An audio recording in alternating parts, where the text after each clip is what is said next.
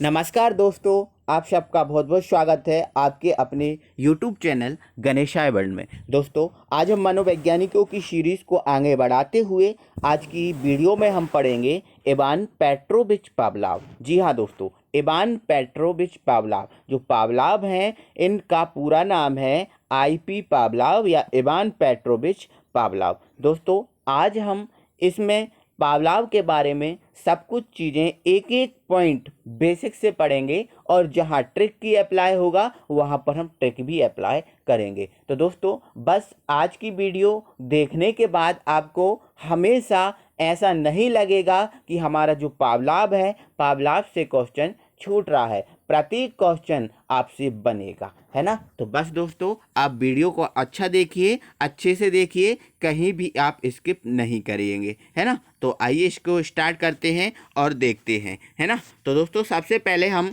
Ivan Petrovich Pavlov की बात करें तो यह दोस्तों एक रूसी वैज्ञानिक थे। ये रूस के वैज्ञानिक थे, है ना। चलो, इसके बाद दोस्तों हम आगे बात कर लें तो इनके प्रयोग की बात करें तो दोस्तों इन्होंने कुत्ता पर प्रयोग किया था। किस पर प्रयोग किया था? कुत्ता पर प्रयोग किया था, ठीक है। चलो, इसको ध्यान रखना है कि जो पावलोव हैं वो एक रूसी वैज्ञानिक हैं और इन्होंने जो प्रयोग किया था वो कुत्ता पे प्रयोग किया था। अब यदि हम थॉर्नडाइक की बात करें तो थॉर्नडाइक अमेरिका के वैज्ञानिक हैं। यदि हम स्किनर की बात करें तो जो स्किनर हैं वो अमेरिका के वैज्ञानिक हैं, USA के वैज्ञानिक हैं। अगर हम बात करें जीन पियाजे की तो ये जीन पियाजे दोस्तों स्विट्जरलैंड के वैज्ञानिक, है ना। चलो, आगे हम बात कर देते हैं दोस्तों। तो दोस्तों, इनके आगे हम बात करें तो इनका जो सिद्धांत था तो दोस्तों इन्होंने सिद्धांत दिया था अनुकूलित अनुक्रिया का सिद्धांत, है ना।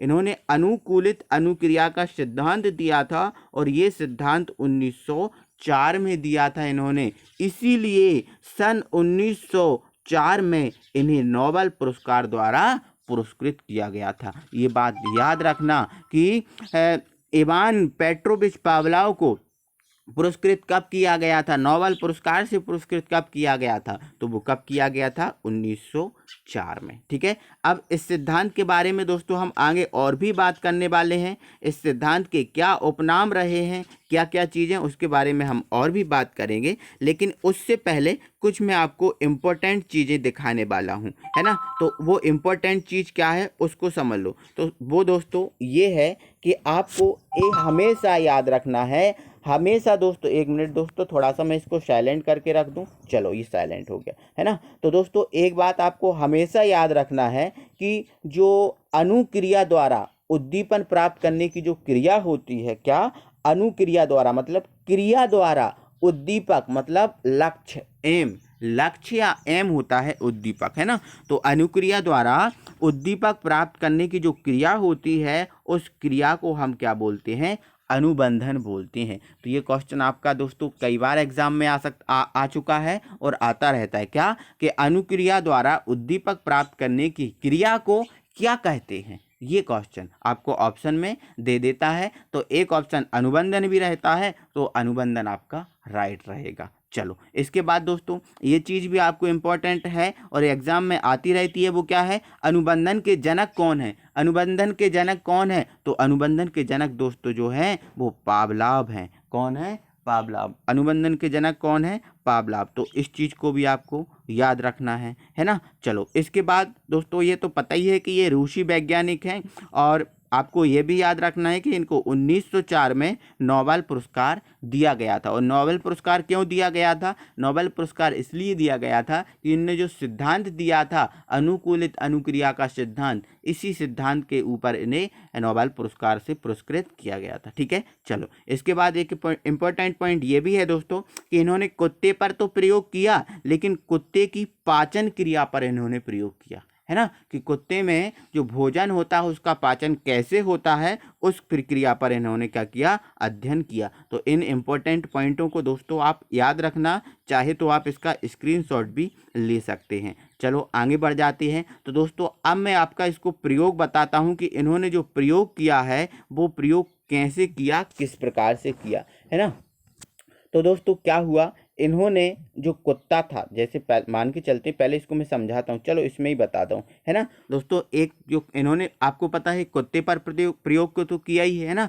तो क्या हुआ, सबसे पहले दोस्तों इन्होंने क्या किया, कुत्ते को भोजन दिया। कुत्ते को क्या किया, भोजन दिया, है ना। अब कुत्ते को भोजन दिया तो जो भोजन है वो स्वाभाविक उद्दीपक कहलाएगा। मतलब ये कुत्ता है, कुत्ता भोजन को प्राप्त करना चाहता है, कुत्ता का जो लक्ष्य है वो क्या है, भोजन। तो जो भोजन है दोस्तों वो स्वाभाविक क्या है, उद्दीपक है ना। तो कुत्ते को जब भोजन दिया गया, भोजन के सामने भोजन को कुत्ते को दिखाया गया, तो जो कुत्ता है, कुत्ता के मुंह में क्या आई, लार आई, है ना। अब कुत्ते के मुंह में लार आई तो उसने क्या किया, भोजन को प्राप्त किया, भोजन को खा लिया। मतलब दोस्तों एक पॉजिटिव क्रिया हुई, है ना। कुत्ते ने भोजन को देखा, भोजन को देखने के बाद कुत्ते के मुंह में लार आई और भोजन को उसको खा लिया। मतलब एक स्वाभाविक क्रिया हुई, है ना, एक पॉजिटिव क्रिया हुई, है ना। तो कुत्ते को भोजन दिया गया तो कुत्ते में क्या आई, लार आई, और ये लार जो है वो एक स्वाभाविक क्रिया, मतलब एक पॉजिटिव क्रिया है। इसके बाद दोस्तों ये पहला प्रयोग किया उन्होंने, पहले ऐसे किया। इसके बाद दोस्तों क्या हुआ, जो कुत्ता है उस कुत्ते को पहले तो घंटी बजाई गई, है ना। पहले क्या हुआ, घंटी बजाई गई कुत्ते के सामने, और जैसे ही घंटी बजाई गई तो क्या हुआ, उसको भोजन दिया गया, है ना। कुत्ते को पहले घंटी बजाई गई और घंटी के तुरंत बाद उसको क्या, भोजन दिया गया, है ना। तो जैसे ही घंटी और भोजन, घंटी बजाई गई तो कुत्ते के मुंह में क्या आई, लार आई, और लार आई तो उसको क्या प्राप्त हो गया, भोजन प्राप्त हो गया, है ना। तो घंटी जो है, देखो घंटी तो कृत्रिम चीज है, घंटी तो क्या है, कृत्रिम है, क्या कोई स्वाभाविक चीज है, नहीं, वो तो कृत्रिम है ना। तो घंटी बजाई गई मतलब कृत्रिम उद्दीपक, और भोजन मतलब स्वाभाविक उद्दीपक हुआ। तब भी दोस्तों कुत्ते के मुंह में क्या आई, लार आई, मतलब स्वाभाविक प्रतिक्रिया हुई, है ना। तो देखो पहले भोजन दिया गया तब भी स्वाभाविक क्रिया हुई, और घंटी और भोजन दिया गया तब भी स्वाभाविक क्रिया हुई, मतलब पॉजिटिव क्रिया हुई, है ना। तो चलो इसके बाद दोस्तों हम आगे बढ़ते हैं, और आगे थर्ड प्रयोग में उन्होंने क्या किया दोस्तों, क्या किया, केवल घंटी को बजाया गया। किसको बजाया गया, घंटी को बजाया गया। जब घंटी को बजाया गया तो तब भी दोस्तों कुत्ते के जो मुंह में लार आई, घंटी बजाई गई तब भी कुत्ते के मुंह में लार आई, लेकिन दोस्तों क्या हुआ, घंटी केवल बजाई गई, कुत्ते को भोजन नहीं दिया गया। अब जब कुत्ते को भोजन नहीं दिया गया तो कुत्ते के मुंह में लार तो आई लेकिन भोजन नहीं मिला, तो दोस्तों वो जो क्रिया हो रही थी वो क्रिया बंद हो गई, क्रिया बंद हो गई। तो मतलब दोस्तों घंटी बजाई कृत्रिम उद्दीपक हुआ तो केवल कृत्रिम ही प्रतिक्रिया हुई।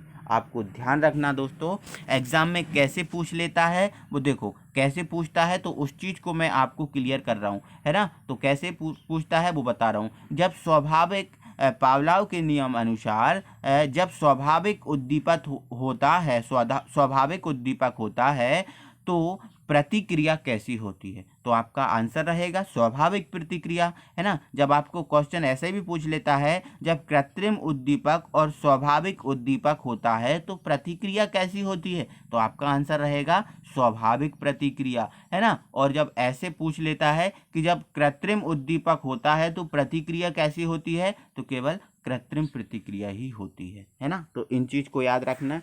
तो दोस्तों इसके बाद हम ये प्रयोग के बाद दोस्तों हम आगे बढ़ जाते हैं, और जो सिद्धांत हमने पढ़ा था अनुकूलित अनुक्रिया का सिद्धांत, इस अनुकूलित अनुक्रिया के सिद्धांत के उपनाम के बारे में बात करते हैं, क्योंकि आपको हमेशा यही नहीं पूछता कि जो अनुकूलित अनुक्रिया का सिद्धांत है वो किसने दिया, इनके उपनाम भी पूछ लेता है ना। तो दोस्तों इस जो अनुकूलित अनुक्रिया का सिद्धांत है इसके उपनाम है शास्त्रीय अनुबंधन का सिद्धांत, है ना।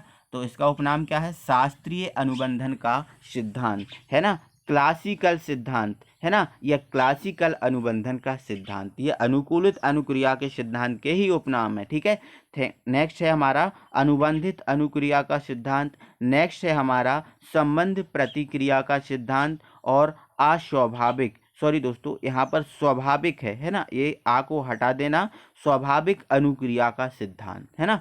तो ध्यान रखना, शास्त्रीय अनुबंधन का सिद्धांत, क्लासिकल सिद्धांत, अनुबंधित अनुक्रिया का सिद्धांत, है ना, संबंध प्रतिक्रिया का सिद्धांत और स्वाभाविक अनुक्रिया का सिद्धांत। ये सब सिद्धांत किसने दिए हैं? तो ये सब सिद्धांत किसने दिए हैं? पावलोव नामक मनोवैज्ञानिक ने दिए हैं, है ना, पावलोव महोदय ने दिए हैं। और ये अनुकूलित अनुक्रिया सिद्धांत के ही उपनाम हैं। तो इन चीज़ों को याद रखना दोस्तों, ये कई बार एग्जाम में आते हैं और आते रहते हैं। चलो, इसके बाद दोस्तों आगे आपको मैं एक पॉइंट और क्लियर कराना चाहता हूँ। दोस्तों इन्होंने क्या किया था, अनुक्रिया के द्वारा उद्दीपक को प्राप्त करना, अनुक्रिया के द्वारा किसको प्राप्त करना? उद्दीपक को प्राप्त करना क्या कहलाता है? अनुबंधन कहलाता है। मीन्स दोस्तों इन्होंने क्या हुआ कि मोस्टली उद्दीपक को इन्होंने ज़्यादा महत्व दिया, उद्दीपक पे ज़्यादा फोकस किया। किसने? पावलोव महोदय ने, है ना। और उद्दीपक को हम दोस्तों इंग्लिश में क्या बोलते हैं?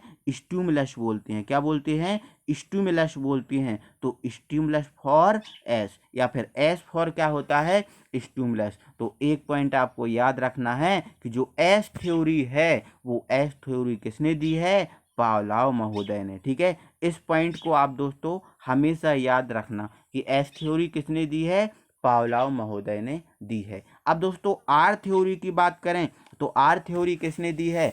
स्किनर ने दी है। और यदि एस आर थ्योरी की बात करें तो एस आर थ्योरी किसने दी है? तो वो थॉर्नडाइक महोदय ने दी है। एस आर थ्योरी थॉर्नडाइक महोदय ने, एस थ्योरी केवल पावलोव महोदय ने, और जो आर थ्योरी है वो किसने दी है? केवल स्किनर महोदय ने। तो इन चीज़ों को याद रखना। और हाँ दोस्तों, एक पॉइंट आपको मैं बताना और भूल गया हूँ, वो आप सुन लो, है ना। यहाँ पर दोस्तों आपको जो घंटी और भोजन है ना, तो यहाँ पर एक चीज़ याद रखना कि जो घंटी है और जो भोजन है इनके मध्य जो समय का अंतर होता है वो समय का अंतर 2 से 4 सेकंड का होता है। कितना होता है? 2 से 4 सेकंड का अंतर होना चाहिए घंटी और भोजन में। यदि ज़्यादा समय हो गया तो जो क्रिया है वो स्वाभाविक क्रिया नहीं होगी, और फिर कैसी क्रिया होगी?